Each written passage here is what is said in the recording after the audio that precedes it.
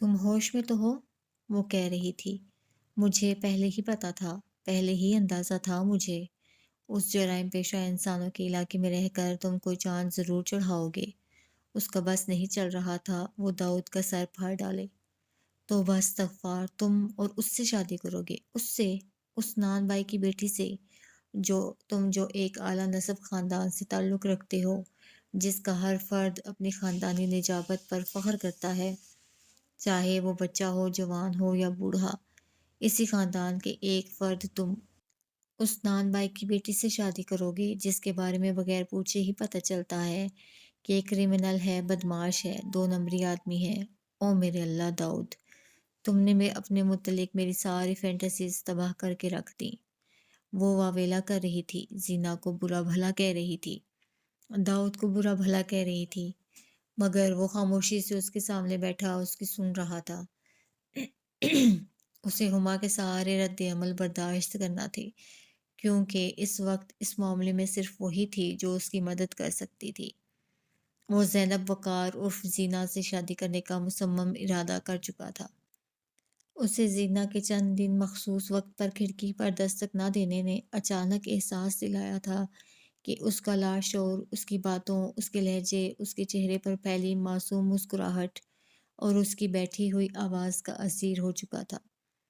زینا سے اس کی ہمدردی، لگاؤ اور محبت میں کب ڈھلا اسے خود پتہ نہیں چلا تھا، اور اب یہ عالم تھا کہ وہ اسے جلد سے جلد اذیت کے سمندر سے نکال کر اپنے ساتھ انسانوں کی بستی میں لے جانا چاہتا تھا۔ وہ اسے زندگی کی خوبصورتی کا احساس دلانا چاہتا تھا، اس کی بے بسی اور مایوسی کو امید، یقین اور خوشی میں بدل ڈالنا چاہتا تھا، لیکن اسے اس بات کا بخوبی احساس تھا کہ اس کام کے لیے اسے کسی نہ کسی کی مدد کی ضرورت تھی۔ وہ یہ مدد کس سے حاصل کرے؟ نادر سے یا ہما سے؟ وہ کئی دن تک سوچتا رہا تھا اور پھر اس کا کوڑا ہما کے نام پر نکلا تھا۔ ہما سے پہلے بھی وہ زینا کا ذکر کر چکا تھا اور وہ امی سے کافی دوستی بھی گانٹ چکی تھی۔ وہ اس شہر کی رہنے والی تھی اور سمجھدار بھی تھی۔ میں ایک بالکل عام سا انسان ہوں، میرے کریڈٹ پر کوئی بڑے کارنامے اور موقع نہیں ہیں جو میرے بارے میں تمہارے ذہن میں کوئی فینٹیسی ہو، نہ ہی میرا امیج عظیم انسان والا ہے جو ایک ایسا قدم اٹھانے سے تباہ ہو جائے گا۔ اس نے پرسکون لہجے میں کہا، میں تمہاری نہیں، اس خاندان کی بات کر رہی ہوں جس سے تمہارا تعلق ہے، ہما نے دہرایا۔ خاندان، ذات، قبیلے، یہ سب البتہ فینٹیسیز میں ضرور شمار ہوتے ہیں، داؤد نے کہا، انسانوں کے خود بنائے ہوئے بے مقصد معیار۔ انسان کو تو بس اترانے کا کوئی سبب چاہیے ہوتا ہے، کسی اور طرح نہ صحیح، اعلیٰ حسب نسب کے نام پر ہی صحیح۔ اس روز وہ ہما سے کسی طور بھی مروب نہ ہونے کا فیصلہ کر کے آیا تھا۔ تم بس یہ بتاؤ کہ تم میری مدد کرو گی یا نہیں؟ تمہیں میری مدد کی ضرورت کیوں ہے؟ وہ طنزیہ لہجے میں بولی۔ انسانی خدمت کی ایک منفرد اور اعلیٰ ترین انسانیت کی تاریخ رقم کرنے چلے ہو تو اپنے زور بازو پر بھروسہ کرو، دوسروں کو مدد کے لیے کیوں پکارتے ہو؟ مجھے اپنے زور بازو پر مکمل بھروسہ ہے، داؤد نے کہا، اور میں جانتا ہوں کہ یہ کام میں خود اکیلے بھی کر سکتا ہوں۔ تم سے صرف اتنا چاہتا ہوں کہ امی تک یہ خبر تم پہنچا دو۔ کیا بتاؤں ان کو؟ اس کے لہجے میں طنز کچھ اور بھی شدت سے جھلکا۔ یہ کہ ان کا بیٹا انسانیت کے نام پر ایک نان بائی کی بیٹی کو اس کی مصیبتوں سے نکالنے کے لیے اس کو بھگا کر اس سے شادی کرنے چلا ہے۔ اس کے چہرے پر طنزیہ مسکراہٹ ابھری۔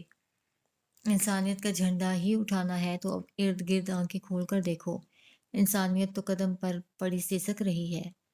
میں قدم قدم پر پڑی سسکتی انسانیت کے دکھ پٹانے کے فی الحال قابل نہیں ہوں، لیکن جس ایک دکھ اور اذیت کا دعویٰ کر سکتا ہوں وہ ضرور کروں گا۔ داؤد کے لہجے میں قطعیت تھی۔ ٹھیک ہے، تم میری مدد نہ کرو، تم پر میرا کوئی زور تو نہیں ہے نا، میں خود ہی کچھ سوچتا ہوں۔ اچھا رکو، وہ اچانک کچھ ڈھیلی پڑی، مجھے کچھ سوچنے دو، میں کرتی ہوں کچھ۔ ایسے کام جلدی میں کرنا حماقت کہلاتی ہے۔ اس کا لہجہ اچانک نرم ہو گیا۔ داؤد کا دل مسکرایا، وہ ہما کو قائل کرنے میں کامیاب ہو گیا تھا۔ میں نے اپنا پلان بنا لیا ہے، میں نے سوچ لیا ہے کہ مجھے تم کو یہاں سے کیسے نکالنا ہے۔ اس رات داؤد نے زینا سے کہا۔ کیسے؟ وہ شاید سخت بے یقینی کا شکار تھی۔ اس روز اسے سارا دن سوچا تھا اور اسے ایک لمحے کے لیے بھی یقین نہیں آیا تھا کہ جو اسے داؤد سے سنا تھا وہ سچ تھا۔ اسے ایسا ہی لگتا رہا تھا کہ داؤد کی بات بچے کا بہلاوا تھا۔ وہ چند لمحوں کے لیے خوش ہو گئی تھی، بس یہی کافی تھا۔ تمہیں میں اسی سوراخ سے دیوار کے پار نکال کر بھگا لے جاؤں گا، داؤد نے مسکرا کر کہا۔ اس سوراخ سے؟ اس کی نظریں ہارڈ بورڈ کے کٹے ہوئے حصے پر پڑیں۔ میں اس میں سے کیسے گزر سکتی ہوں؟ میں اتنی تو صحت مند ہوں۔ کچھ دن کھانا پینا بند کر دو، دبلی ہو جاؤ گی تو آسانی سے نکل آؤ گی۔ اسے زینا کو چھیڑنے میں مزہ آ رہا تھا۔ وہ ایسا کام کرنے جا رہا تھا جس سے اس کی زندگی بامعنی ہو جانے والی تھی۔ زندگی کسی مقصد کے تحت کنارے پر عمل کرنے والا کام۔ کسی مصیبت زدہ بے بس انسان کو اس کے عذاب سے نکالنا بھی تو زندگی کا مقصد ہو سکتا تھا۔ ہاں یہ ٹھیک ہے، وہ ہنس دی۔ میں کل سے کچھ نہیں کھاؤں گی۔ بے وقوف، یہ مت کرنا، وہ ہنس دیا۔ میرے پاس تمہیں بھگانے کے کئی طریقے ہیں۔ سلیمان مجھے گولی مار دے گا، اس کا لہجہ خوف سے لرزا۔ سلیمان کے فرشتوں کو بھی خبر نہیں ہوگی۔ کیا تم واقعی مجھ سے محبت کرتے ہو؟ اس نے اپنی آنکھیں داؤد کے چہرے پر گاڑ دیں۔ ہاں، میں تم سے واقعی محبت کرتا ہوں کیونکہ تم محبت کیے جانے کے لائق ہو، داؤد نے کہا۔ میں نے آج بالوں میں صابن مل مل کر انہیں دھویا ہے، دیکھو۔ اس ایک جملے نے جیسے اس میں برقی توانائی بھر دی۔ وہ اپنے سنہرے گھنگریالے بال سوراخ سے قریب لا کر بولی۔ ان سے کسی نائلون سوپ کی خوشبو آ رہی تھی۔ داؤد نے اس کے بالوں کو سونگھا اور بے ساختہ جھٹکا سا کھا کر پیچھے ہٹا۔ اور میں نہائی بھی تھی آج۔ اس نے اپنا گدگدا ہاتھ آگے بڑھایا۔ آج میں نے بہار کے موسم کے کپڑے بھی پہنے ہیں۔ اسے سفید کپڑے پر ہلکے سبز پتوں کے پرنٹ والا اسکرٹ لہرایا۔ یہ اسکرٹ پرانا اور گھسا ہوا مگر دھلا ہوا تھا۔ تمہارے زخم ٹھیک ہوئے؟ داؤد کو اس کے بازوؤں پر پڑے چوٹوں کے نشان دیکھ کر یاد آیا۔ میرے زخم بڑے ڈھیٹ ہیں، خود ہی ٹھیک ہو جاتے ہیں، وہ مسکرا کر بولی۔ یہ دیکھو، میں نے تمہارے لیے کیرمل ٹافی بنائی ہے اور ایپل پائی بھی۔ اس نے اندھیرے میں ڈوبے فرش سے ایک ڈبہ اٹھا کر داؤد کی طرف بڑھایا۔ میرے پاس صرف ایک سبز سیب تھا، اس نے انگلی سے اشارہ کیا، لیکن ایک چھوٹی ایپل پائی بنانے کے لیے کافی تھا، وہ شرما کر بولی۔ بہت مزے کی ہے، داؤد نے ایپل پائی کا ایک ٹکڑا منہ میں رکھتے ہوئے کہا۔ چلو، تم سے شادی کرنے کا ایک فائدہ یہ بھی ہوگا، میرے گھر میں بیکنگ خوب مزے کی ہوا کرے گی، وہ مسکرایا۔ شادی؟ اس کا چہرہ مزید لال ہونے لگا۔ کیا تم میرے لیے ایک الیکٹرک اوون خرید سکو گے؟ ضرور، وہ کھلکھلا کر ہنس دی۔ اچھا، کوئی اچھا سا ڈینش گیت تو سناؤ، داؤد کو اس کی خوشی پر پیار آ رہا تھا۔ گیت؟ وہ آنکھیں میچ کر یاد کرتے ہوئے بولی۔ ہاں، اسے پھر یاد آیا اور وہ 2 قدم پیچھے ہٹی۔ اوہ what a Texas triumph to the sky. They cannot overcome a taxi-mates escaping through the sky. Oh, what a Texas triumph to the sky, to the sky. وہ ہوا میں بازو گھماتی، ٹانگ اٹھا کر لہراتی، گھومتی گا رہی تھی۔ گیت ختم کر کے سیدھی ہوتے ہوئے وہ زور سے ہنسنے لگی اور پھر ہنستی ہی چلی گئی۔ وہ بہت خوش تھی۔ اس کی خوشی اتنی سچی تھی کہ اس پر بناوٹ کا گمان کیا ہی نہیں جا سکتا تھا۔ اس کی بے ساختہ ہنسی اور لال گلابی چہرے کو دیکھتے ہوئے داؤد سوچ رہا تھا، اس کی زندگی کیسی جوہر اختیار کرنے والی تھی۔ تمہیں پتہ ہے، آج میں اسکول سے واپسی پر ادھر گئی، اس علاقے میں جہاں تم رہتے ہو۔ اگلے دن ہما نے اسے بتایا، صرف تمہارے لیے، ورنہ عمر بھر ہم نے اس طرف قدم نہیں اٹھایا۔ وہ احسان جتانا چاہ رہی تھی۔ ارے میں ممنون ہوں، داؤد خوش ہو گیا۔ پھر تم نے وہاں جا کر کیا کیا؟ کرنا کیا تھا، وہ ہاتھ ہلاتے ہوئے بولی۔ اس کا بخت نان بائی کے تندور کو ڈھونڈتی ڈھانڈتی اس تک پہنچی۔ صرف تندور نہیں، بیکری بھی۔ چلو بیکری ہی صحیح، اسے سر جھٹکا۔ اب تو تم اس جگہ کو جتنا بھی آنر دینے کی کوشش کرو کم ہے۔ آگے بتاؤ، تم نے کیا کیا؟ تمہارا نان بھائی تو دکان پر تھا نہیں، ایک احمق سا گدھوس رالے ٹپکا رہا تھا وہاں کھڑا۔ اس نے درست لہجے میں بتایا۔ وہ فضلو ہوگا۔ پھر میں نے اندازہ لگانے کی کوشش کی کہ کس راستے اور کس طریقے سے اس پیچیدہ ترین علاقے سے لڑکی کو بھگایا جا سکتا ہے۔ اس کی اگلی بات نے داؤد کو مزید خوش کر دیا۔ وہ سنجیدگی سے اس کی مدد کرنے پر خود کو آمادہ کر چکی تھی۔ پھر پھر کیا؟ اس نے سر جھٹکا۔ ابھی میں سوچ رہی تھی کہ تمہاری انسانیت اور محبوبہ جس مجسم میرے نظروں کے سامنے آ کھڑی ہوئی، اس کو دیکھ کر میرا دل ڈول گیا۔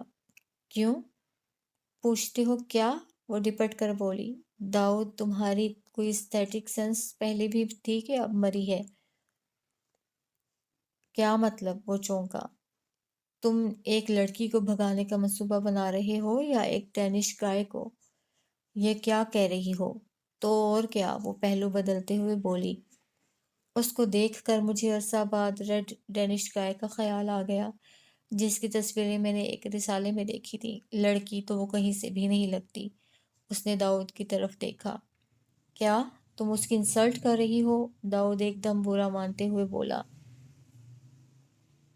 برا مانتے ہو تو مانتے رہو، وہ لڑکی تو کہیں سے بھی نہیں لگتی۔ سرخ ڈینش گائے جس پر کہیں کہیں سفید چتریاں پڑی ہوئی ہوں۔ آئی ایم سوری ہما، تمہاری سوچ۔ داؤد بالکل برا مان گیا۔ کیا بھئی میری سوچ؟ اس نے داؤد کی طرف دیکھا۔ میں بالکل سچ کہہ رہی ہوں۔ تمہاری امی تو اسے دیکھیں گی تو بے ہوش ہو جائیں گی۔ اسے بھگانے کے لیے تو تمہیں ایک ٹرک بک کرانا پڑے گا اور ٹرک کے پچھلے کھلے حصے میں رسیاں باندھنی ہوں گی، مبادا ڈینش گائے چھلانگ لگا کر سڑک پر نہ جا پڑے۔ Will you please shut up? Dawood کو تاؤ آنے لگا۔ میرا منہ بند کرانے سے کیا ہوگا؟ جو بھی دیکھے گا یہی کہے گا۔ تم نے کبھی انسان کے اندر کی خوبصورتی دیکھنے کی کوشش کی ہوتی تو شاید یہ بکواس نہ کر رہی ہوتی۔ وہ بھڑک کر بولا اور وہاں سے اٹھ گیا۔ لیکن میں تمہاری امی کو ہرگز نہیں بتا رہی کہ ان کا بیٹا ایک ڈینش گائے کو بھگا کر اس سے شادی کر رہا ہے۔ میں اتنا بڑا صدمہ انہیں پہنچانے کا گناہ نہیں کر سکتی۔ وہ پیچھے سے پکار کر بولی۔ نہ بتاؤ، میں خود بتا دوں گا، اس نے غصے میں کہا اور وہاں سے آ گیا۔ میں نے سلیمان بیکری والے کے بارے میں پوری معلومات لے لی ہیں بھائی جان۔ وہ تو پورا بدمعاش آدمی ہے جناب۔ ادھر جو افغان بستیاں ہیں نا، ادھر اس کا آنا جانا رہتا ہے۔ اسلحے کا کاروبار بھی کرتا ہے۔ یہ بیکری، تندور سب نظر کا دھوکہ ہے بھائی جان۔ اس آدمی سے بچ کر رہیں۔ نادر اسے بتا رہا تھا۔ اس کے کاروبار اور تعلقات کے بارے میں مجھے پوری خبر ہے نادر۔ میرے پاس اس کے کوکو پاؤڈر کا سیمپل ابھی بھی رکھا ہے۔ داؤد نے کہا۔ مجھے صرف یہ معلوم کرنا ہے کہ کیا سال کا کوئی ایسا دن بھی ہوتا ہے جب وہ گھر پر یا بیکری پر نہیں ہوتا؟ مطلب وہ کہیں جاتا واتا نہیں کیا؟ جاتا ہے بھائی جان۔ نادر نے معلومات کی تھیلی سے اور خبر نکالی۔ ان کے پھیرے ہوتے ہیں، مطلب یہ جس نیٹ ورک کے لیے کام کرتے ہیں اس کا ہر رکن اپنی باری پر سرحد پار کرتا ہے اور اپنا ٹاسک مکمل کرنے کے بعد واپس آتا ہے۔ اس کو یہ لوگ پھیرا کہتے ہیں۔ سلیمان بھی پھیرے پر جاتا ہے۔ بس پھر مجھے یہ پتہ کر کے بتاؤ کہ سلیمان کا پھیرا کب آنے والا ہے۔ خیر تو ہے نا بھائی جان؟ سلیمان کے پھیرے میں آپ کو کیوں دلچسپی ہے؟ نادر نے تجسس ظاہر کیا۔ یہ میں تمہیں اس وقت بتاؤں گا جب سلیمان پھیرے پر جائے گا۔ اس کا ذہن الجھی ہوئی چیزوں کو ترتیب دینے میں مشغول تھا۔ تم مجھے بتا سکتی ہو کہ سلیمان کہیں کب غائب ہوتا ہے؟ اس نے زینہ سے پوچھا۔ جواب میں اس نے زبان سے کچھ کہنے کے بجائے نفی میں سر ہلا دیا تھا۔ کیا تمہیں پتہ نہیں چلتا کہ وہ گھر پر ہے یا نہیں؟ وہ باہر والے کمرے میں سوتا ہے اور وہاں رات کے وقت کبھی کبھی اس کے پاس اور لوگ بھی آ جاتے ہیں۔ ان دنوں وہ بیکری پر نہیں بیٹھتا۔ ان دنوں فضلو ریڑھی لے کر جانے کے بجائے بیکری پر بیٹھتا ہے۔ مجھے نہیں پتا وہ یہیں ہوتا ہے یا کہیں چلا جاتا ہے۔ پھر اس نے گھٹی ہوئی آواز میں بتایا۔ وہ کئی دن غائب رہتا ہے، یہ کیسے ہو سکتا ہے کہ تمہیں پتہ نہ ہو؟ وہ کب غائب ہوتا ہے اور کتنے دن؟ داؤد اپنی الجھن سلجھانے کے چکر میں اس کے لہجے اور انداز پر دھیان نہیں دے رہا تھا۔ اس کا ہمارے دلوں پر خوف ہی اتنا ہے کہ ہمیں ہر دم اس کے آ جانے کا دھڑکا لگا رہتا ہے۔ ہمیں کبھی محسوس ہی نہیں ہوا کہ وہ یہاں نہیں ہے۔ وہ آہستہ آواز میں بول رہی تھی۔ کیا بات ہے زینا؟ تم اتنی خاموش کیوں ہو آج؟ اچانک داؤد کو خیال آیا۔ وہ اداس بھی تھی اور خاموش بھی۔ کوئی بھی بات نہیں ہے، اس نے سر ہلایا۔ صرف آج مجھے ممی بہت یاد آ رہی ہیں۔ اس نے آنکھ پر انگلی پھیری اور پھر داؤد کی طرف دیکھا۔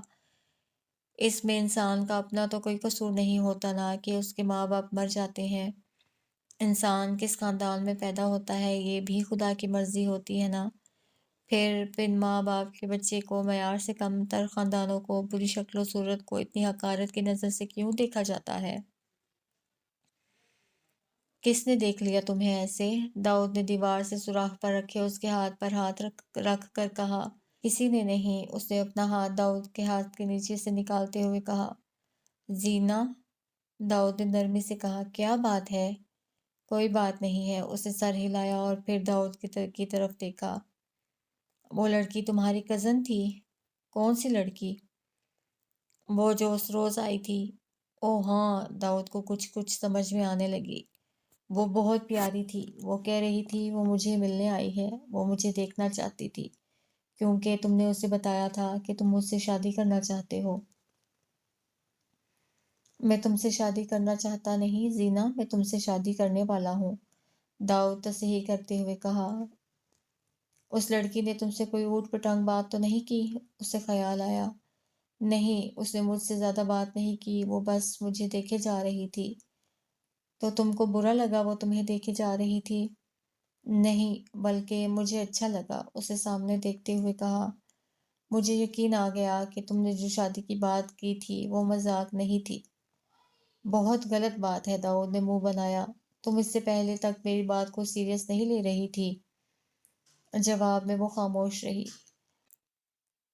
آج مجھ سے اسٹون اوون کا ایک حصہ خراب ہو گیا۔ صبح میری شامت آنے والی ہے۔ پھر جیسے وہ انجانے خوف سے کام کر بولی۔ کیسے خراب ہو گیا اوون؟ داؤد نے گھبرا کر کہا۔ اس کا ایک حصہ نیچے سے ٹوٹ رہا تھا، میں نے سلیمان کو ڈر کے مارے بتایا ہی نہیں، اور آج وہ توازن نہ ہونے کی وجہ سے ایک سائیڈ سے گر گیا اور بس اب اس کی آواز گھٹ گئی۔ اسی وقت شاید نیچے سے اسے کوئی آواز آئی تھی۔ وہ ایک سیکنڈ میں سوراخ سے پرے ہٹی اور تیزی سے کوٹری سے باہر نکل گئی۔ یا اللہ، یہ کیسا پزل ہے، میں اسے کیسے کامیابی سے حل کر سکتا ہوں؟ وہ وہیں کھڑا سوچ رہا تھا۔ آج سے 1.5 ہفتے کے بعد سلیمان کا پھیرا شروع ہونے والا ہے بھائی جان، چند دن بعد نادر نے اسے بتایا تھا۔ اب بتائیں اس کے پھیرے میں آپ کا کیا انٹرسٹ ہے؟ داؤد نے اسے اپنا پلان بتانے میں اس بار ہچکچاہٹ محسوس نہیں کی تھی۔ اسے کسی کی مدد ہر صورت درکار تھی۔ آپ تو بہت شریف لگتے ہو بھائی جان، آپ لڑکی بھگاؤ گے؟ نادر بے اختیار ہنس پڑا تھا۔ پلیز نادر، میں سیریس ہوں۔ داؤد بھائی جان، ہے تو یہ نیکی کا کام، مگر آپ دیکھیں، آپ ابھی نا تجربے کار ہیں، یہاں ملازمت کے لیے آئے ہیں، آپ کن کاموں میں پڑ گئے ہیں؟ اس سلیمان اور اس کے ساتھیوں کے ہاتھ بڑے لمبے ہیں، نادر نے اسے سمجھایا۔ تم میرا ساتھ دے رہے ہو یا نہیں؟ داؤد نے اس کی بات کو خاطر میں نہ لاتے ہوئے کہا۔ میں دل و جان سے حاضر ہوں بھائی جان، آپ سیریس ہیں تو اچھی بات ہے، ہم بھی ساتھ کوئی نیکی کمائیں گے، وہ بولا۔ بس تو پھر ڈن ہے، ہم اسے وہاں سے نکال رہے ہیں۔ ڈن ہے، نادر نے اسے ہاتھ ملایا۔ کیا واقعی تم مجھے لے جاؤ گے؟ اگلی رات زینا نے داؤد کا پلان سننے کے بعد کہا۔ اس کے بازو پر آستین نہیں تھی۔ سلیمان نے اوون ٹوٹنے کی پاداش میں اس کا بازو گرم اوون میں جھونک دیا تھا۔ اس کے بازو پر آبلے پڑے ہوئے تھے، جن پر اس نے ہلدی کا لیپ سا لگایا ہوا تھا۔ داؤد اس کے بازو کی طرف دیکھ نہیں پا رہا تھا۔ ایک لمحے کے لیے اس کا دل چاہا وہ سب احتیاطیں بھول کر اسی وقت ہارڈ بورڈ کی وہ دیوار گرا کر کھڑکی کے راستے اسے اپنے کمرے میں لے آئے اور وہاں سے اسے لے کر اپنے شہر کی طرف کوچ کر جائے، مگر اس سوچ پر عمل اور اس کے درمیان مصلحتیں حائل تھیں۔ کمپنی سے اس کا کانٹریکٹ ختم ہونے میں کچھ ٹائم باقی تھا۔ کمپنی تجربہ اس کے مستقبل کے لیے بہت اہم تھا۔ سلیمان کے یہاں سے غائب ہونے میں کچھ دن باقی تھے۔ کام منطقی انداز میں ہو تو بہتر ہوتا ہے، اسے یہ زرعی قول بھی یاد تھا۔ اسی لیے اس نے زینب وقار کے جلے ہوئے بازو، سسکیوں اور تکلیف کے اظہار پر فی الحال صبر کر لیا تھا۔ تم ذہنی طور پر تیار رہو، میں جب تمہیں اشارہ دوں بس تم میرے ساتھ چل دو گی، یاد رکھنا۔ اس نے زینا کو سمجھایا، یہاں سے ایک بار نکل جانے کے بعد زندگی تم پر مہربان ہوگی۔ تم دیکھ لینا، پھر آہستہ آہستہ تم بھول جاؤ گی کہ کبھی تم نے یہ تکلیف اور اذیت بھرے دن دیکھے بھی تھے۔ وہ اسے تسلی دے رہا تھا۔ ہم اپنے گھر میں کنونشن اوون بھی رکھیں گے اور پروفننگ کیبنٹ بھی۔ وہ اسے مستقبل کے خواب دکھانے لگا، ڈور شیئرر اور ڈور رولرز بھی۔ وہ اپنی تکلیف بھلا کر خواب دیکھنے لگی۔ اور ایک سٹون اوون بھی۔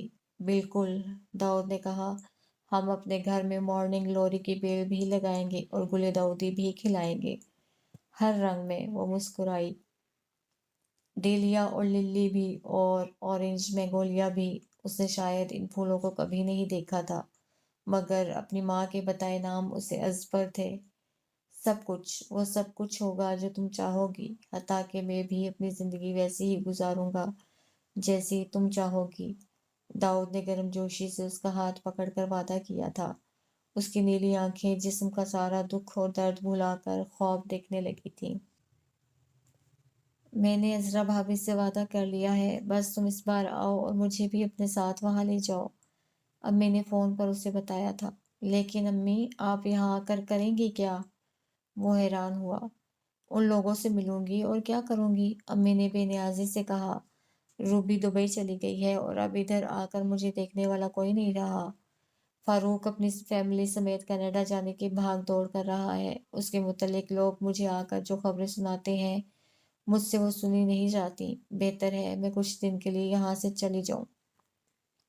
امی اپنے فیصلے پر قائم تھیں، لیکن میں شاید اتنی جلدی نہ آ سکوں، اس نے اٹکتے ہوئے کہا۔ پھر میں اکیلی ہی گاڑی میں بیٹھ جاتی ہوں، مجھ سے تنہائی اب برداشت نہیں ہوتی۔ اکیلی آنے کا تو سوچی کبھی نہیں، وہ گھبرا گیا۔ ٹھیک ہے، میں آتا ہوں آپ کو لینے۔ اسے امی کی بات ماننی ہی پڑی تھی۔ صبح کا وقت تھا اور زینا سے ملاقات ہونے کا کوئی امکان نہیں تھا۔ اسے سپہر کی گاڑی سے گھر جانا تھا۔ وہ زینا تک کس طرح یہ پیغام پہنچائے کہ وہ جا رہا تھا۔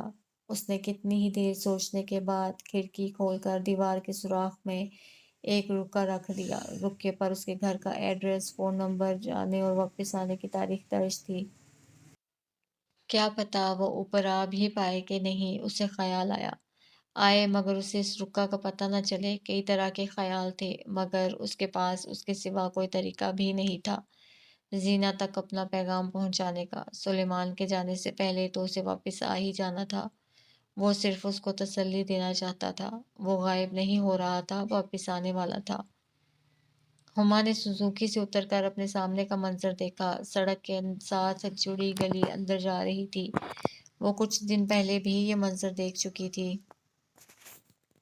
اندر جاتی گلی سے جڑی ان گنت داخلی اور بگلی گلیاں تھیں، تنگ اور پرپیچ، اونچی نیچی ٹوٹی پھوٹی اینٹوں والی گلیاں جن کے ساتھ ابلتی ہوئی نالیاں تھیں اور جن میں آدھے پورے کپڑے پہنے بچے کھیلتے تھے۔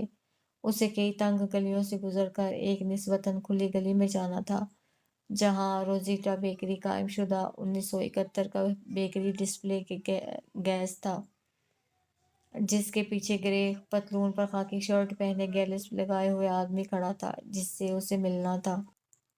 صحن سے دھوپ ڈھل چکی تھی، لیکن وہ ابھی بھی صحن کے کچے فرش پر پاؤں پھیلائے بیٹھی تھی۔ سارے میں مرغیاں کڑ کڑ کرتی پھر رہی تھیں اور بطخیں اپنی چونچوں سے مٹی ادھیڑتی تھیں۔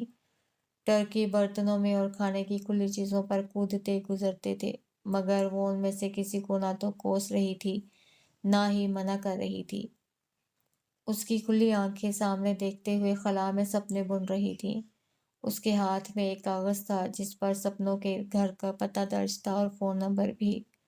اسے جلد اس اذیت ناک زندگی سے چھوٹ کر سپنوں کے اس گھر جانا تھا، ایک خوشگوار زندگی جس میں وہ سب ہونے والا تھا جو وہ چاہتی تھی۔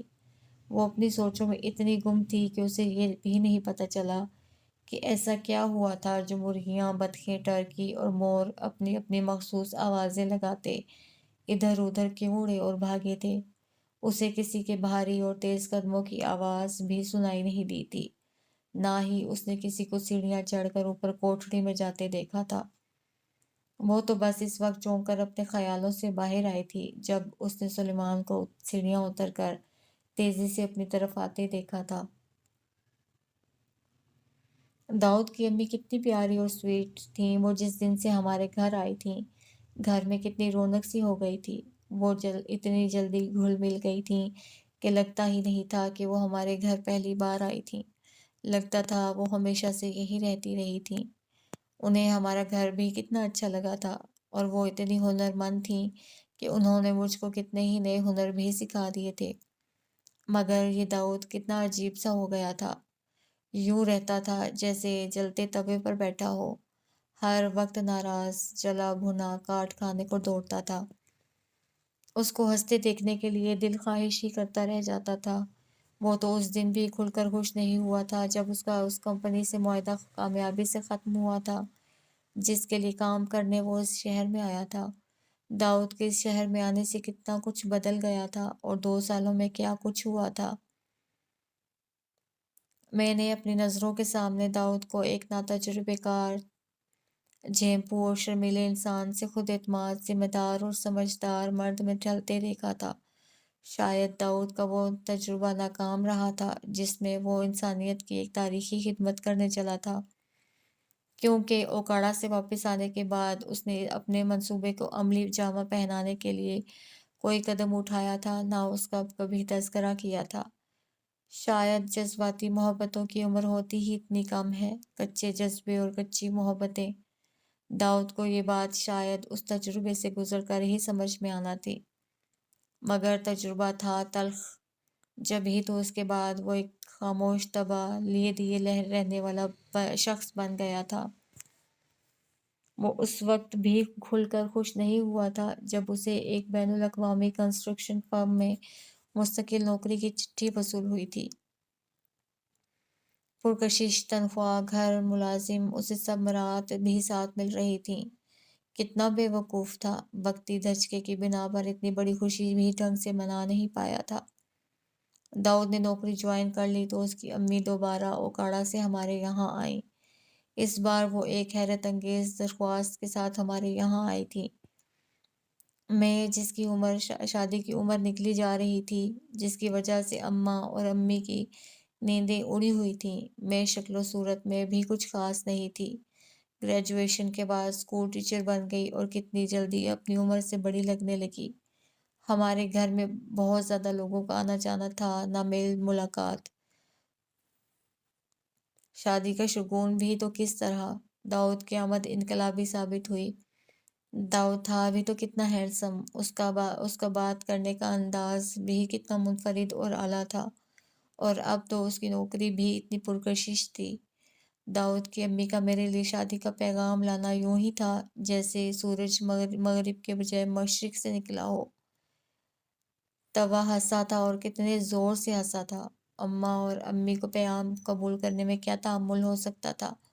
میں نہیں جانتی کہ اس پیغام میں داؤد کی کتنی مرضی شامل تھی بھی یا نہیں، لیکن مجھے اپنا پتہ تھا، میں نے جیسے جہان فتح کر لیا تھا۔ داؤد مجھ سے عمر میں چند ماہ چھوٹا تھا، مگر اس کی شخصیت میں نہ جانے کیا جادو تھا کہ میں اپنی پختہ سوچ، ذمہ دارانہ رویوں اور عمر میں کچھ بڑے ہونے کے احساس کے باوجود خود کو اس کے سحر سے بچا نہ پائی تھی۔ آنے والے دنوں میں داؤد کی بیوی بننے کے بعد مجھے اسے یہ باور کرانا تھا کہ ایک خاندانی، اعلیٰ نسب، پڑھی لکھی بیوی اور ڈینش گائے جیسی نان بائی کی بیٹی میں کیا فرق ہوتا ہے۔ مجھے داؤد کے دل کو ٹٹول کر دیکھنا تھا کہ وہاں اس اب بھی روزیٹا بیکرز کے نان بھائی کی بیٹی کا کوئی رنگ باقی تھا۔ اگر تھا تو مجھے اپنے رنگ کے ساتھ اس رنگ پر غالب آنا تھا، یوں کہ بیتے دنوں کی کوئی گرد اس کے دل پر باقی نہ رہے۔ زندگی اتنی آسان تو نہ ہوگی، لیکن اسے آسان ہونا بھی نہیں چاہیے۔ آخر میں نے داؤد تک رسائی حاصل کرنے کے لیے کچھ کم خطرہ تو نہیں مول لیا تھا۔ زندگی میں بڑے اور من چاہے کاموں کو کرنے کے لیے کبھی کبھار بڑے رسک بھی لینے پڑ ہی جاتے ہیں۔ ایڈونچر پسند داؤد کی بیوی کو بھی ایڈونچر پسند ہی ہونا چاہیے تھا نا۔ Heaven takes a triumph۔ The can Ikifa but booked. Oh, what a tired trip. To the sky, to the sky. दानिया स्कूल में होने वाले किसी फंक्शन के लिए अपनी लाइंस याद कर रही थी। दानिया को गैर निसाबी सरगर्मियों में ज़्यादा दिलचस्पी थी। वो उसकी सबसे चहेती भांजी थी। दानिया के पास सबसे ज़्यादा सर्टिफिकेट्स और प्राइज़ थे, लेकिन उसकी वजह इम्तिहानों में पोजीशन होल्डर होना नहीं था। इस बार भी वो स्कूल में होने वाले फंक्शन के लिए secondary new and country girl का रोल मुंतखब किए बैठी कोई लाइंस याद कर रही थी। उसने पढ़ते पढ़ते दाऊद की तरफ देखा। मामू, आपको इसका तर्जुमा आता है? उसने यूं ही मामू से पूछा, जो उसके बार बार ये लाइंस दोहराने पर बुरी तरह चौंक कर उसकी तरफ देख रहा था। जो जो अब जवाब में वो कुछ देर उसे खाली नजरों से देखता रहा था। फिर उसने सामने सोफे पर बैठी हुमा को देखा था। नहीं, उसने हुमा को देखते हुए कहा था और अपना ध्यान टीवी की तरफ कर लिया था। मामू का भी पता नहीं चलता, इतने रिजर्व्ड, इतने कम गो, कभी कभी तो बिल्कुल ही ट्रांस में बैठे लगते हैं। मामी कहती हैं तुम्हारे मामू ने कुछ ज्यादा ही स्टडी कर ली है। दानिया ने सर झटका और अपनी लाइंस दोहराने लगी। जिंदगी बहुत मजे में गुजर रही है, सिवाय एक कमी के। जिंदगी में कोई कमी नहीं। वक्त ने बहुत कुछ दिया है, लेकिन हमारा आंगन सूना है।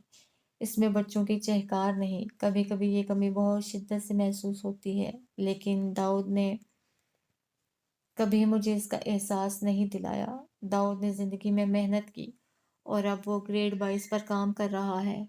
हम वफाकी दारुल हुकूमत में एक बड़े सरकारी घर में रिहाइश पजीर हैं।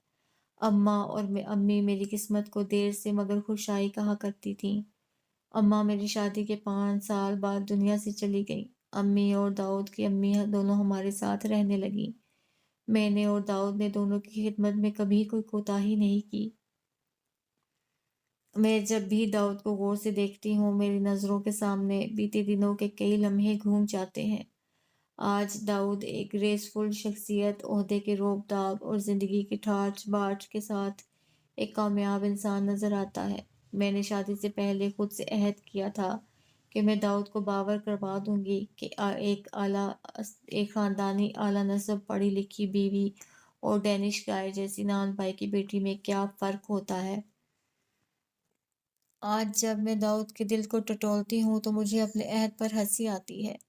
डैनिश गाय जैसी नानबाई की बेटी तो शायद उसे कभी भूल कर भी याद नहीं आई। उसका तो कोई रंग मुझे कभी दाऊद की शख्सियत की किसी झलक में नजर नहीं आता। आह, मैं कितनी अहमक थी। यूं ही इस बात के पीछे ख्वार हुई कि दाऊद की जिंदगी में वो डैनिश गाय कैसी लगेगी। इतने सालों बाद मेरे और दाऊद के दरमियान ज़हनी हम-आहंगी, मोहब्बत, एहतराम और आसूदगी का रंग है, जिसमें कोई डैनिश गाय, किसी नान भाई की बेटी दूर दूर तक नजर नहीं आती। हमारी शादी में दाऊद की मर्जी शामिल थी या नहीं, इससे क्या फ़र्क पड़ता है, क्योंकि इतने सालों में मैंने दाऊद को अपने सलीके, मोहब्बत, वफादारी और अताअत शादी से मुकम्मल तौर पर पा लिया है। कोई मेरे जैसा दूसरा फातेह तो सामने आए। मैं शादी के बाद सिर्फ एक दफ़ा ओकाड़ा गई थी। हम चंद दिन दाऊद के आबाई घर में रहे और फिर दाऊद की अम्मी हमारे साथ वहाँ आ गई, जहाँ दाऊद को नई जॉब मिली थी। दाऊद का आबाई घर बंद कर दिया गया। दाऊद का भाई अपनी फैमिली के साथ कनाडा चला गया। एक बहन दुबई और दूसरी कराची शिफ्ट हो गई।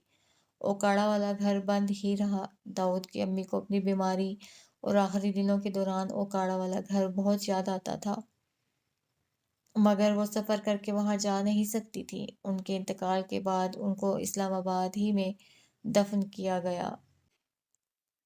दाऊद और उसकी बहनों का ख्याल था कि ओकाड़ा में उनकी तदफीन के बाद शायद वो अक्सर उनकी कब्र पर ना जा पाएं, लिहाजा इस्लामाबाद ही में तदफीन की जाए। ओकाड़ा से दाऊद का ताल्लुक सिर्फ एक याद बनकर ही रह चुका था, लेकिन कुछ दिन पहले दाऊद के ओकाड़ा में मुकीम एक अजीज का फोन आया, जिन्होंने उसे बताया कि घर बंद रहने की वजह से खराब हो रहा है और उसकी एक छत गिर रही है। उन्होंने घर का खरीदार भी तलाश कर रखा था और दाऊद को इसी सिलसिले में ओकाड़ा आने को कहा था। آج ہم ان کے بلانے پر اوکاڑا آئے تھے۔ داؤد آ رہا تھا، میں یوں ہی اس کے ساتھ ہو لی۔ میرا دل چاہا اس گھر کو میں بھی آخری دفعہ ایک نظر دیکھ لوں، جہاں میں شادی کے بعد رخصت ہو کر گئی تھی۔ گھر کے تالے کی چابی داؤد ہی کے پاس تھی۔ گھر کا دروازہ اور تالا گرد آلود تھے، اور دروازہ کھلنے پر تاریک دیوڑی میں باہر سے آتی روشنی کی لکیر میں گرد کی ایک واضح تہہ دکھائی دے رہی تھی۔ میں نے آگے بڑھ کر گھر کے صحن کی طرف کھلنے والا دروازہ کھولا۔ صحن کے چاروں طرف برآمدے سے جڑے مختلف کمرے ویسے کے ویسے تھے جیسے ہم چھوڑ کر گئے تھے۔ میں نے ایک ایک کمرے کا دروازہ کھولا۔ بند کواڑوں کے پیچھے چھپی ہوئی ہوا دروازہ کھلتے ہی اپنی مخصوص مہک کے ساتھ باہر نکلی۔ کچھ کمروں میں چادروں سے ڈھکا سامان رکھا تھا۔ گھر تو بک جائے گا، اس سامان کا کیا کریں گے، میں سوچ رہی تھی۔ پھر میں نے پیچھے مڑ کر دیکھا، داؤد باہر ہی کھڑا تھا۔ شاید اسے کوئی پرانا شناسا مل گیا تھا۔ میں داؤد کو دیکھنے واپس ڈیوڑی میں آئی۔ اسے ڈیوڑی سے اوپر جاتی گردالو سیڑھیوں میں بیٹھے دیکھ کر میں چونک کر آگے بڑھی تھی۔ داؤد کا قیمتی سنہری فریم کا چشمہ سیڑھی کے لکڑی کے کنارے پر رکھا تھا، اور وہ آنکھوں پر انگلیاں رکھے دیوار سے سر ٹکائے بیٹھا تھا۔ میں نے حیرت سے داخلی دروازے کی طرف دیکھا، جس کا ایک پٹ کھلا اور ایک بند تھا۔ وہاں کوئی موجود نہیں تھا۔ دروازے سے داؤد تک واپس آتی میری نظر دروازے کے بند پٹ میں لگے لیٹر باکس پر پڑی، جس کا ڈھکن کھلا تھا۔ میں نے داؤد کی طرف دیکھا، جس کے قریب ڈاک کے کئی لفافے رکھے تھے۔ میں نے آگے بڑھ کر وہ لفافے اٹھائے۔ ہر لفافے پر ٹوٹی پھوٹی اردو تحریر میں گھر کا پتہ لکھا تھا۔ ہر چٹھی داؤد کے نام بھیجی گئی تھی۔ میں تمہیں 2 خط پہلے بھی لکھ چکی ہوں، تم نے مجھے جواب دیا نہ، خود آئے۔ میں بہت اذیت میں ہوں۔ تمہاری کزن کی مخبری کے بعد سلیمان نے مجھے اور فضلو کو اٹھا کر ایک کیمپ میں لا پھینکا ہے۔ اس نے میری ٹانگوں پر 2 فائر کیے، میں معذور ہو چکی ہوں۔ اس نے میری جلد سے میرے ناخن اکھاڑ پھینکے ہیں۔ میں ایک عذاب سے گزر کر تمہیں خط لکھ رہی ہوں۔ یہ خط میں شیر دل کو دوں گی۔ وہ کہتا ہے وہ یہ خط ڈاک میں ڈال دے گا۔ شیر دل بیچارہ میرا بہت خیال رکھتا ہے۔ مگر تم کہاں ہو؟ تم تو مجھے اپنے گھر لے جانے کے لیے گئے تھے۔ تم نے مجھے لینے آنا تھا۔ تم کہاں ہو داؤد؟ خط میرے ہاتھ میں لرز رہا تھا۔ میرا دماغ گھوم گیا تھا۔ میری آنکھوں کے سامنے تارے ناچنے لگے تھے۔ میں نے کانپتے ہاتھوں سے دوسرے لفافے سے چٹھی نکالی۔ تم نے مجھے جواب تک نہیں بھیجا۔ پتہ نہیں تم تک میرا خط پہنچا کہ نہیں۔ تمہاری کزن کہتی تھی کہ میں بے ماں باپ کی اولاد ہوں اور میرا تعلق ایک نیچ خاندان سے ہے۔ اس نے کہا کہ مجھ سے شادی کر کے تم اپنے خاندان سے کٹ کر رہ جاؤ گے۔ وہ شاید ٹھیک کہتی تھی۔ مجھ جیسی لڑکی کا زندگی کی خوشی پر شاید کوئی حق نہیں ہوتا۔ میرا کوئی اتا پتہ جو نہیں۔ میں ایک نان بھائی کی بیٹی جو ہوں۔ میرا چچا ایک کرمنل ہے۔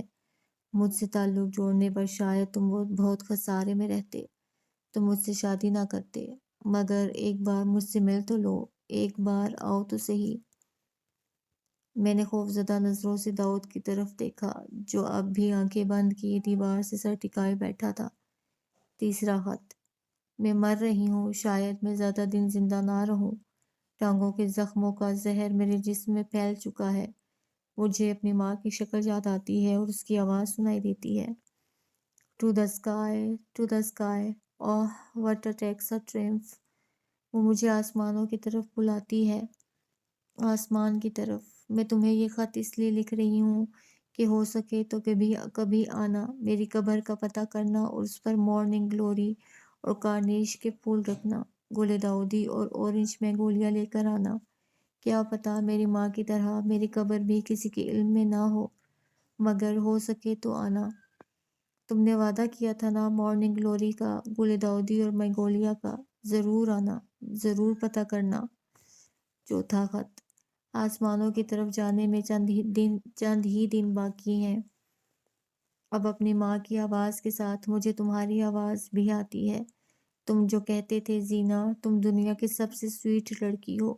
تم جو کہتے تھے میں تم سے شادی کرنا چاہتا ہی نہیں، تم سے شادی کرنے والا ہوں زینا۔ میری پوری زندگی میں سنے جانے والے 2 خوبصورت ترین، 2 میٹھے ترین جملے۔ میں سوچتی ہوں کیا ہوتا جو تمہاری کزن کو میں اتنی بری نہ لگتی۔ کیا تھا جو وہ مجھ سے نفرت نہ کرتی، اور کیا ہوتا جو وہ سلیمان کو ہمارے تعلق کا نہ بتاتی؟ کیا ہوتا جو وہ ثبوت کے طور پر دیوار کے سوراخ اسے نہ دکھاتی؟ مگر شاید میری جیسی لڑکی کے لیے خوشی لکھی ہی نہیں گئی تھی، جبھی تو اس نے وہ سب کر دیا جو میری موت پر ختم ہوگا۔ لیکن زیادہ نہیں، صرف ایک پھول پلیز، ایک پھول ضرور لے کر آنا۔ میرے منصوبے میں تو کہیں کوئی جھول ہی نہیں تھا۔ اوکاڑا سے واپسی پر داؤد کو اس محلے میں روز ایٹا بیکری ملنی تھی، نہ ہی سلیمان اور اس کی بیٹی۔ سلیمان کو میں نے ایسا ہی تو بھڑکایا تھا، وہ یا تو اسی روز زینا کو گولی مار دیتا یا اسے وہاں سے غائب کر دیتا، اور ہوا بھی ایسے ہی۔ اوکاڑا سے واپسی کے بعد سے آج تک اگرچہ میں نے داؤد کی زبان پر زینا کا ذکر کبھی سنا ہی نہیں، اور نہ ہی اسے اس کی یاد میں کبھی کھوئے پایا، لیکن میں جانتی تھی وہ تذکرہ کرتا بھی کیسے۔ نان بائی کی بیٹی کو بھگا کر اس سے شادی کرنے کا سوال تو جب پیدا ہوتا اگر اس محلے میں کوئی نام و نشان باقی رہا ہوتا۔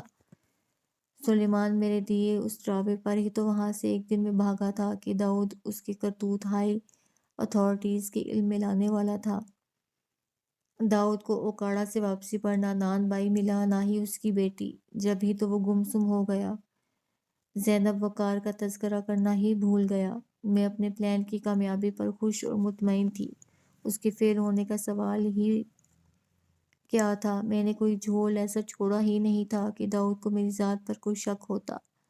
میں نے اپنے کانپتے وجود کو قابو میں لانے کی کوشش کرتے ہوئے ڈرتے ڈرتے داؤد کی طرف دیکھا۔ اب وہ بھی سیڑھیوں کی دیوار سے سر ٹکائے میری طرف دیکھ رہا تھا۔ اس کی نظروں میں میرے لیے ایک واضح پیغام تھا، ایک واضح جذبہ۔ کیا کوئی سمجھ سکتا ہے اس جذبے کا نام کیا تھا؟ اتنے برس میں نے اس کا اطمینان میں گزار دیے کہ میرے اور داؤد کے رشتے میں ذہنی ہم آہنگی، محبت، آسودگی اور سکون کے سوا کچھ نہیں ہے۔ مگر داؤد کی یہ نظریں مجھے یہ بات کیوں سمجھا رہی تھیں کہ میرے اور اس کے درمیان ہمیشہ سے کوئی موجود تھا، اور آج وہ غیر مرئی وجود چھم سے ہمارے درمیان صاف آن کھڑا ہوا تھا۔ اس وجود کے ہاتھ میں میرا گزشتہ اعمال نامہ تھا، اور میرے آنے والے دنوں کی تصویریں بھی۔ وقتی جذبہ اور کچی محبت ایک انمٹ نقش کی طرح اس دل پر گڑی تھی، جس کو میں اپنے رنگ میں رنگا دل کہتی تھی۔ میں نے گھبرا کر نظریں چرانے کے بعد ایک بار پھر داؤد کی طرف دیکھا۔ اپنے اور اس کے درمیان ایک طویل فاصلے کے درمیان مجھے سالوں بعد ڈینش گائے کے جیسی نان بائی کی بیٹی پورے استحقاق کے ساتھ کھڑی نظر آ رہی تھی۔ میں جانتا ہوں جو کچھ ہوا تمہارے لیے غیر متوقع ہوگا۔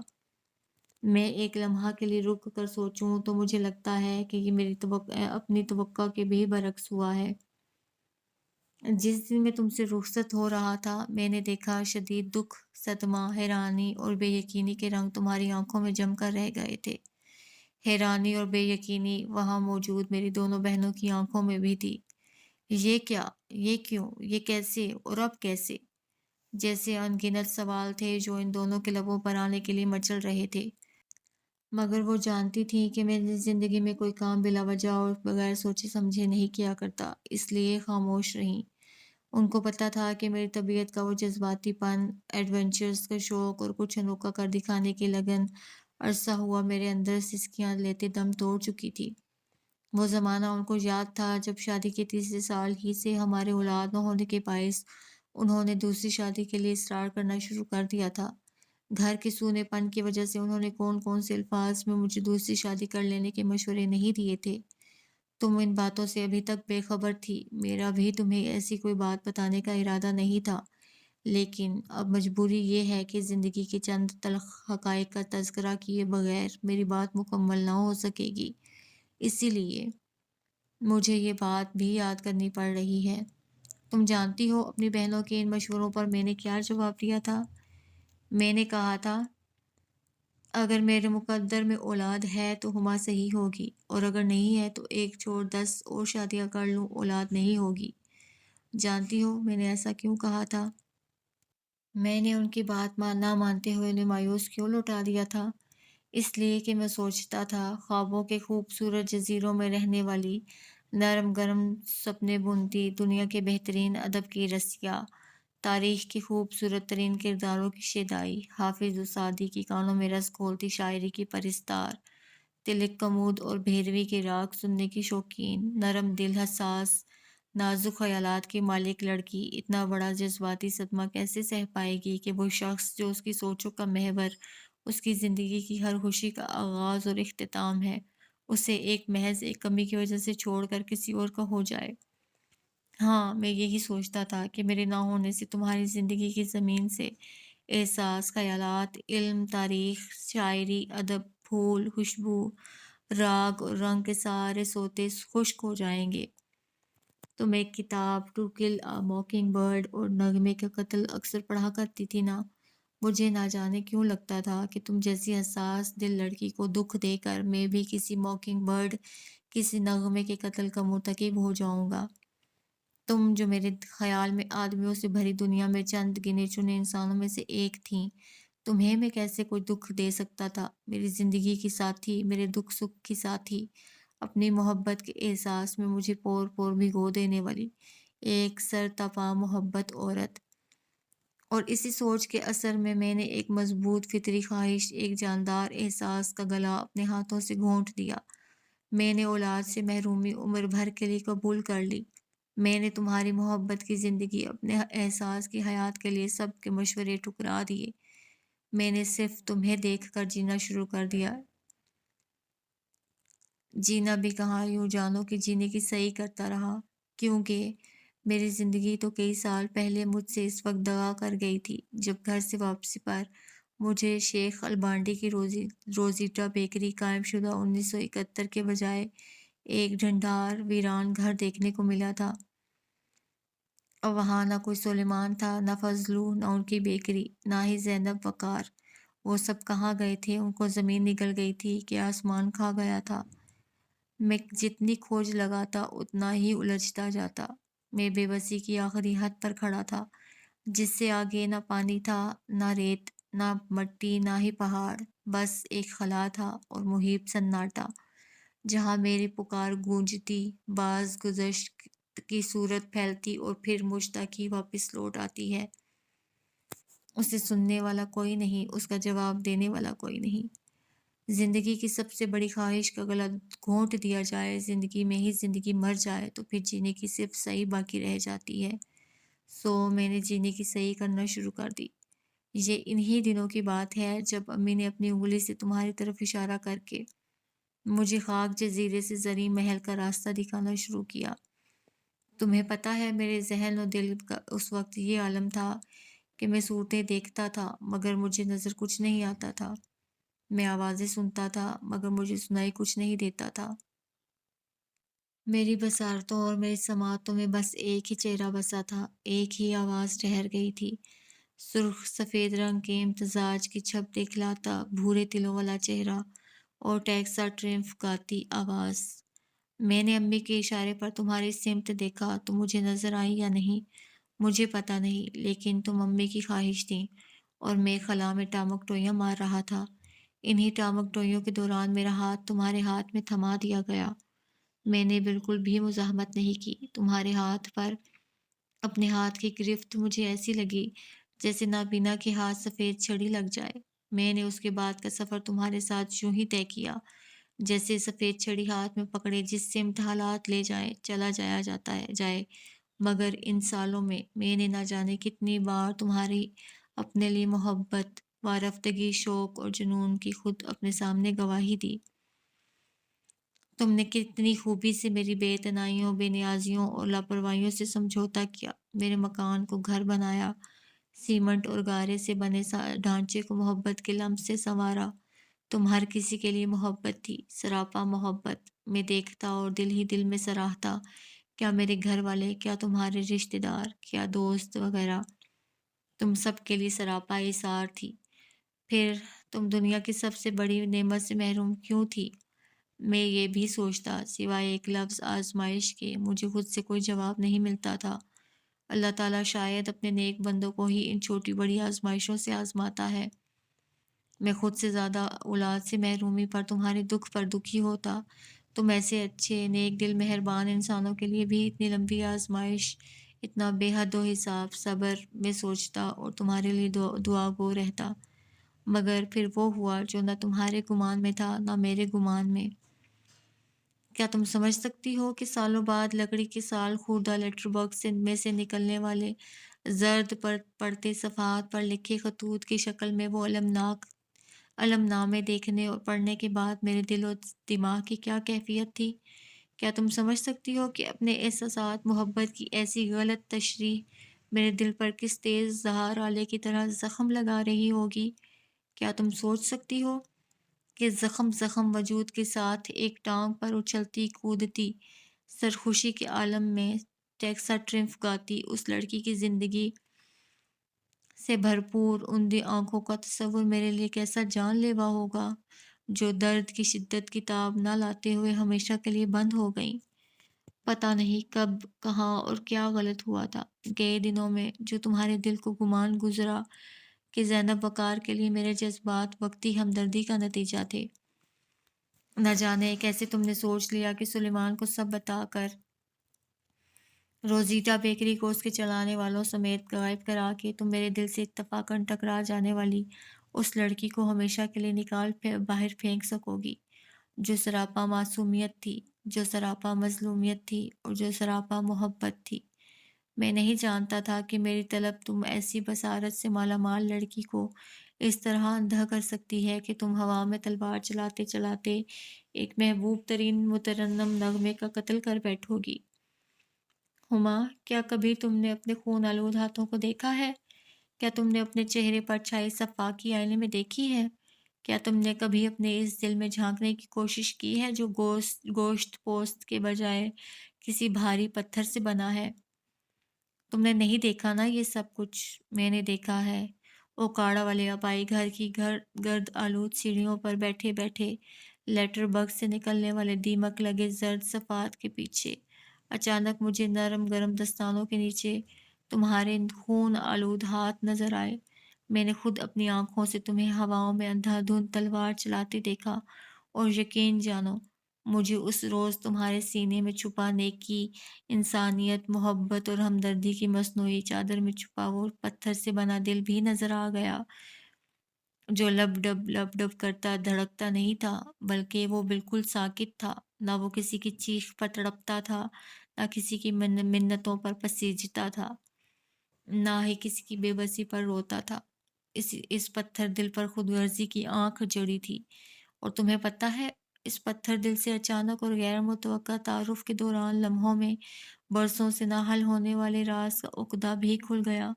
میں نے لمحوں میں سالوں سے چھپے راز کو دریافت کر لیا۔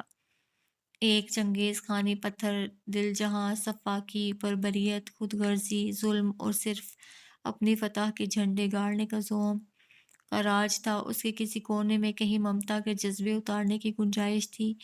کیا وہ دل جو بن ماں باپ کے ایک در بدر مظلوم بیٹی کی خوابوں، خواہشوں اور زندگی سے بھرپور جسم کا قاتل تھا، اللہ تعالیٰ کبھی اپنی شفقت، محبت اور رحمت کا پرتو ممتا کا جذبہ اتار سکتا تھا؟ نہیں، ہرگز نہیں۔